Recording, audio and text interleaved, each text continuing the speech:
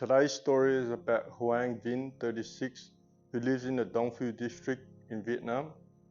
So on March 15, 2015, Vinh was out with a couple of friends.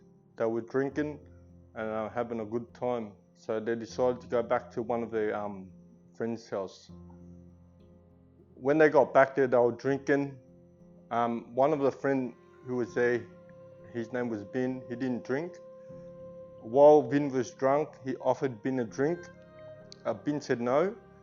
So Vinh thought it was a disrespect to him. He felt like he was slighted some way.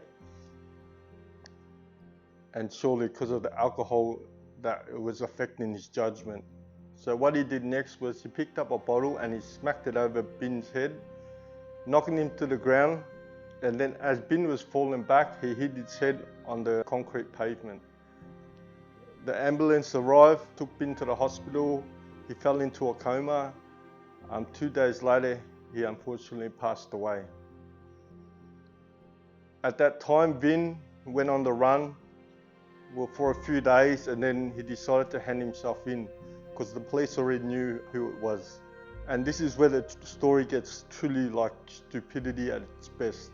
So when he went in, done the interview, he explained to him what happened. They charged him for like intentionally causing serious injury, and also murder charges were gonna on him like afterwards as well. As they were taking him into the cell, they put him in with a drug trafficker as his cellmate. His cellmate was Lee Van, who was a well-known drug trafficker in the region. So in his bright ideas when he was in the cell, he thought he came up with the best idea to escape. He didn't want to stick around for the charges and for the sentence, because over in Vietnam, it's a pretty harsh sentence. If you kill someone, it's usually the death sentence. But in this case, you'd probably think like, because it wasn't an intentional act, he probably wouldn't have got the death sentence. He would have got a heavy jail sentence, but he would have still had a release date. But then what he did next, sealed his fate forever. So as his cellmate was sitting there, he crept up behind his cellmate, grabbed a piece of rope, and then he proceeded to strangle him with it.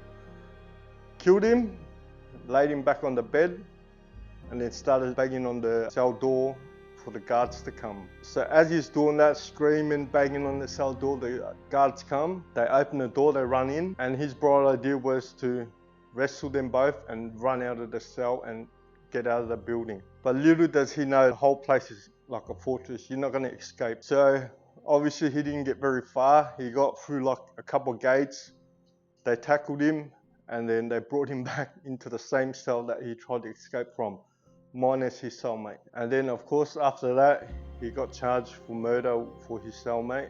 On July 24, 2017, a little under 2 years later, he was sentenced to death for the murder of his cellmate. He didn't even get that long for the death of his friend, which was pretty ironic.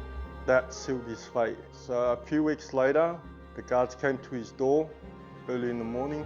They got him ready to be executed that day. They led him towards where they do all the executions, put a blindfold around him, and he faced the firing squad, and he was executed.